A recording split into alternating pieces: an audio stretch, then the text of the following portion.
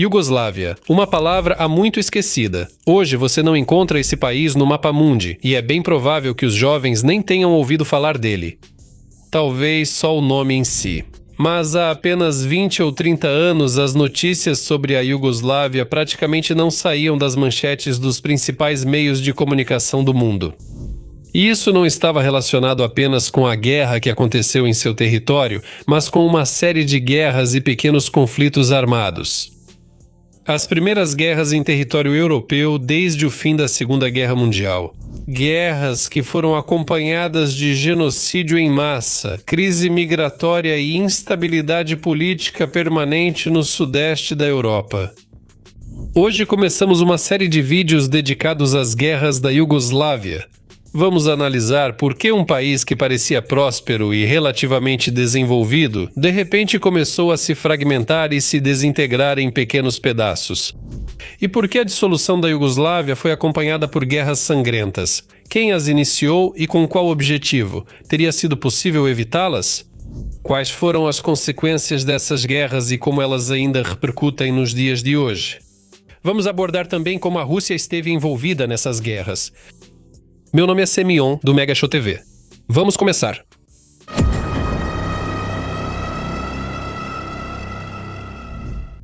Que país era a Iugoslávia? A Iugoslávia surgiu na Península Balcânica após a Primeira Guerra Mundial. Em 1918, o próprio nome do país significa União dos Eslavos, ou, mais precisamente, dos Eslavos do Sul. Sérvios, croatas, eslovenos, bósnios, macedônios, montenegrinos. Também viviam no território da Iugoslávia povos não eslavos. Albaneses, húngaros, turcos, romenos, italianos, gregos, não dá para mencionar todos. Em resumo, a própria Iugoslávia era uma verdadeira mistura de muitos povos diferentes, que viviam próximos, mas frequentemente entravam em conflito entre si. Essa rivalidade durou muitas gerações e se tornou uma das causas das guerras mencionadas. Além disso, essas contradições étnicas eram agravadas significativamente pela diversidade religiosa e pelas características culturais. Por exemplo, os croatas e eslovenos eram católicos e se orientavam pelos países da Europa Ocidental, Itália, Áustria, Alemanha. Bósnios e albaneses, por serem muçulmanos, demonstravam simpatia aberta pela Turquia. Já os sérvios, montenegrinos e macedônios eram ortodoxos, mas os sérvios e montenegrinos consideravam a Rússia sua aliada, enquanto os macedônios viam a Grécia como aliada. Aliás, a simpatia mútua entre sérvios e Rússia também será um tema recorrente em todas as guerras iugoslavas. É preciso sempre lembrar da aliança sérvio-russa. Aliás, os Balcãs e Israel eram chamados desde os tempos antigos de barril de pólvora da Europa, e não é à toa. O assassinato do herdeiro do trono austro-húngaro, Franz Ferdinand, pelo terrorista sérvio Gavrilo Princip serviu de pretexto para o início da Primeira Guerra Mundial. Naquela época, a Alemanha apoiou a Áustria-Hungria, e a Rússia, como você deve ter adivinhado, ficou do lado da Sérvia, e aí tudo começou a desandar. E 10 milhões de vidas humanas foram perdidas. Vamos nos aproximar dos tempos modernos. Após o fim da Segunda Guerra Mundial, o poder na Iugoslávia foi tomado pelos comunistas, assim como em muitos outros países da Europa Oriental, não sem o apoio da URSS. E o país foi governado ininterruptamente por 35 anos pelo ditador Josip Broz Tito. Aliás, Tito era um ditador comunista incomum, muito incomum, independente. Ao contrário da Polônia, Tchecoslováquia ou Bulgária, a Iugoslávia não se tornou um fantoche nas mãos da URSS. Tito não suportava a interferência nos assuntos internos do seu país. Além disso, ele seguia a política externa que considerava mais racional. Tito foi publicamente chamado de fascista por Stalin por não seguir as diretrizes de Moscou. Imaginem só, um comunista até a medula como Tito de repente virou fascista. Aqui está um exemplo claro de como o Kremlin chama de fascistas e nazistas aqueles que considera seus inimigos. Independentemente disso, agora lembrem-se dos clichês da propaganda russa moderna. Ucranianos fascistas, ucranianos nazistas, judeu-banderistas. Agora fica claro de onde isso vem. Stalin odiava tanto Tito que tentou assassiná-lo várias vezes. Com Khrushchev no poder, as relações entre União Soviética e Iugoslávia melhoraram. No entanto, a Iugoslávia continuou a seguir seu próprio caminho. Por quase 40 anos, ela se equilibrou entre a URSS e os Estados Unidos, sem se juntar a nenhum bloco político militar, aproveitando ao máximo a Guerra Fria a seu favor. E o modelo iugoslavo de socialismo era significativamente diferente do clássico soviético. Antes de tudo, pequenos negócios existiam de forma absolutamente legal no país. Não havia kolkhozes e nas empresas existia uma verdadeira autogestão dos trabalhadores. O comunista Tito não hesitava em colaborar com os países capitalistas da Europa Ocidental, recebendo investimentos vantajosos, em primeiro lugar, da Itália e da Alemanha Ocidental. Assim, as prateleiras das lojas sempre ofereciam produtos para todos os gostos. E o nível de vida médio na Iugoslávia no início dos anos 80 era não só mais alto do que na URSS e em outros países do bloco socialista, mas até mesmo mais alto do que na própria Grécia, Espanha ou Portugal. Turistas soviéticos que visitavam a Iugoslávia traziam para casa não só souvenirs, mas também produtos do dia a dia que em sua terra natal eram verdadeiros tesouros. Caros espectadores, se algum de vocês esteve na Iugoslávia naquela época, por favor, escreva seus comentários sobre a viagem, o que vocês viram e o que compraram. Sempre nos interessa a sua opinião e as informações, como se diz, de primeira mão. A prova mais marcante do alto nível de desenvolvimento da Iugoslávia é o fato de que, em 1984, ela teve a honra de sediar os Jogos Olímpicos de Inverno na cidade de Sarajevo. Na mesma cidade de Sarajevo, onde 70 anos antes foi assassinado Francisco Ferdinando. Na mesma Sarajevo, que menos de 10 anos depois seria alvo de terríveis bombardeios pela artilharia sérvia. Por que a Iugoslávia começou a se desintegrar? Como foi possível que um país relativamente próspero como a Iugoslávia tenha se desintegrado? Além de se desintegrar, virou palco de guerras sangrentas.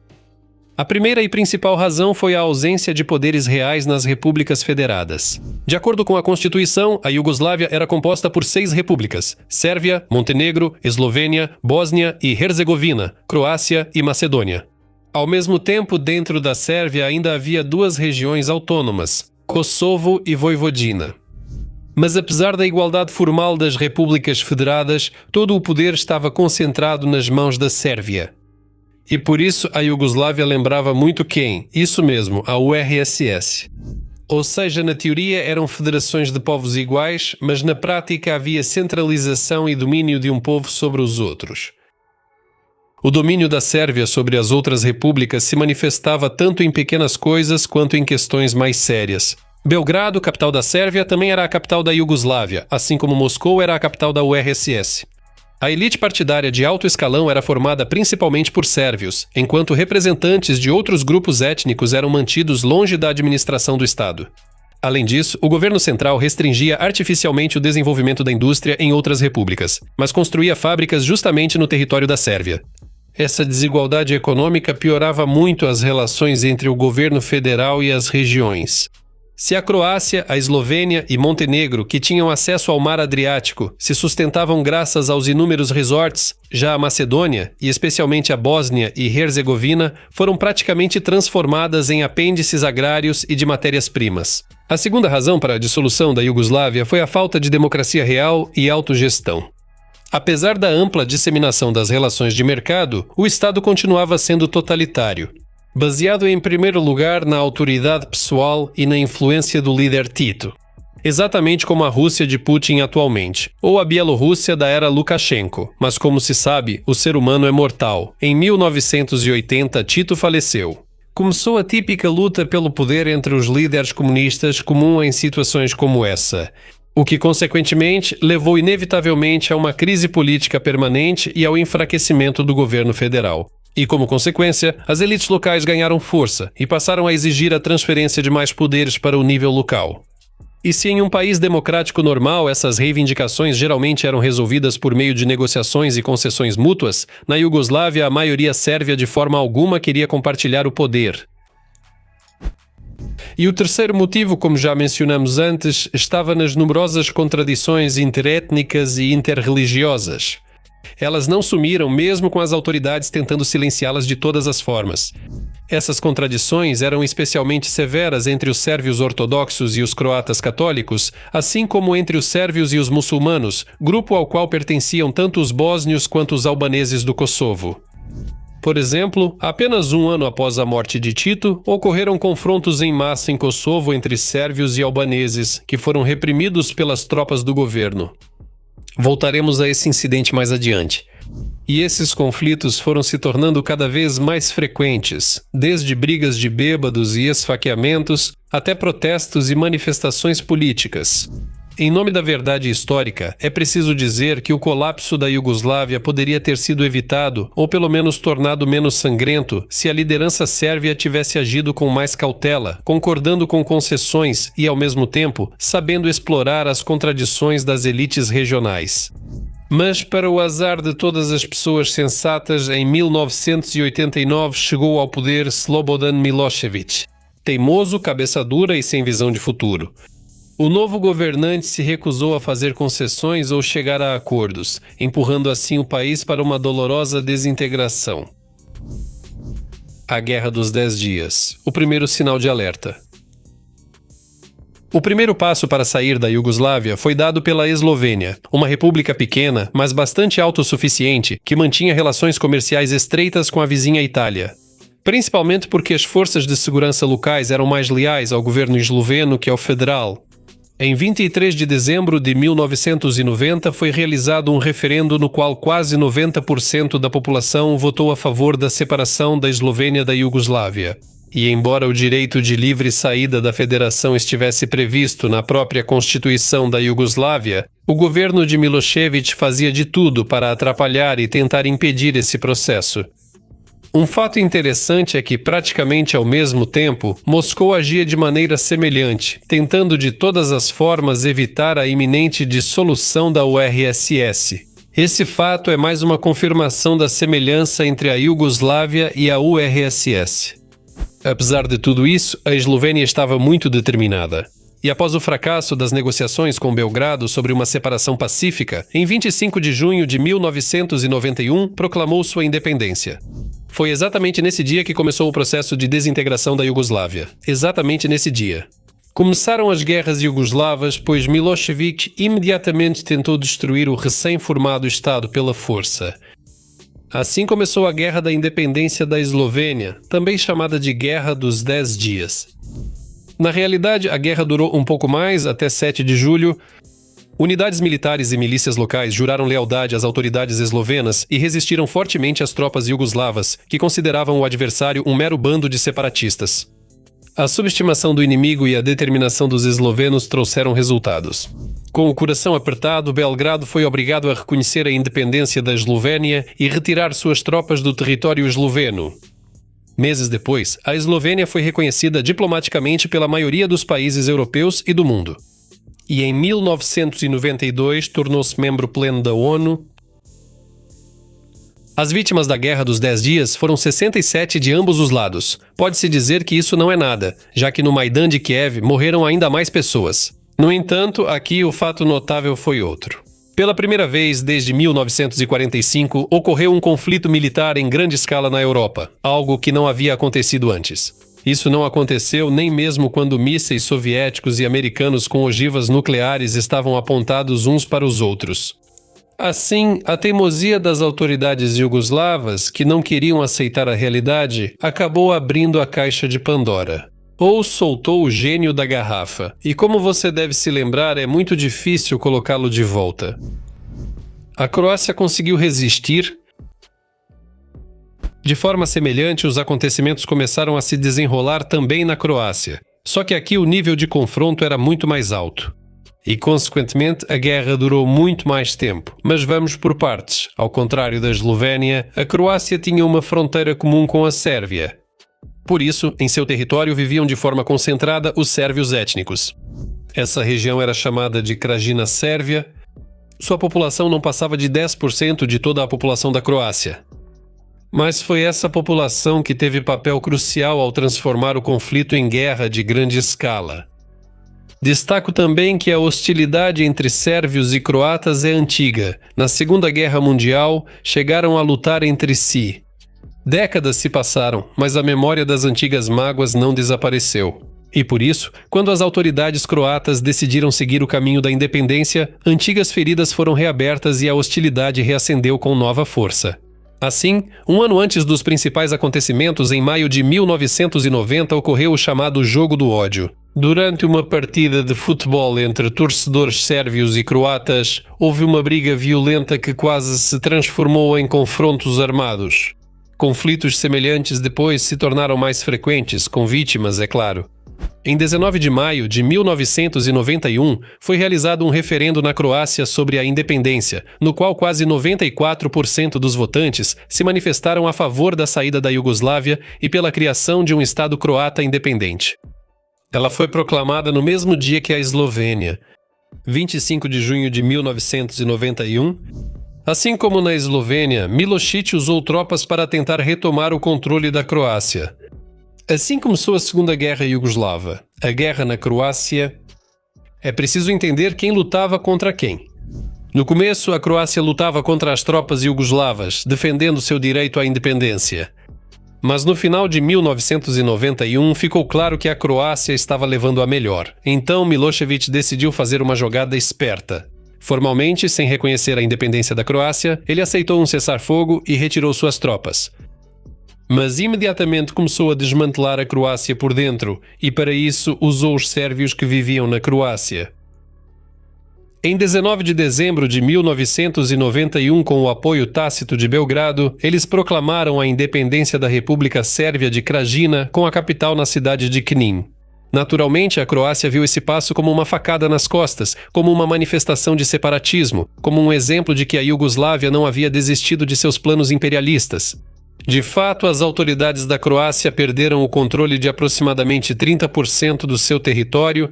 Assim, a próxima etapa da guerra foi a luta pela restauração da integridade territorial da Croácia.